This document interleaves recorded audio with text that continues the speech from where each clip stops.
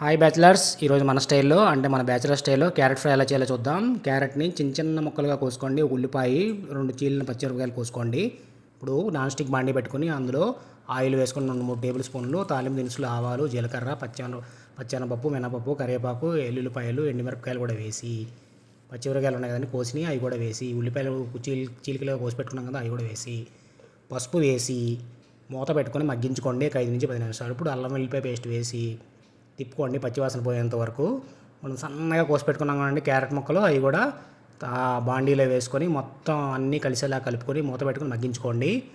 ఇప్పుడు మనం టేస్ట్ తగినంత 1.5 టేబుల్ స్పూన్ ఉప్పు, పింక్ సాల్ట్, 1 టేబుల్ స్పూన్ కారం వేసుకొని మొత్తం కలుపుకొని, ధనియాల పొడి కూడా 1/2 టేబుల్ స్పూన్ వేసుకొని కలుపుకుంటే టేస్ట్ బాగుంటుందండి.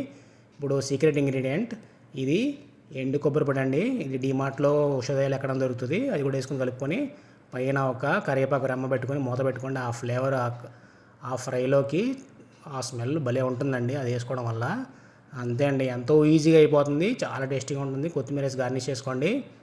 ఇది వేడి వేడి అన్నంలో కానీ చపాతీలో కానీ ఉత్త కర్రీ తిన్నా కూడా చాలా బాగుంటుంది. మీకు నచ్చితే సబ్స్క్రైబ్.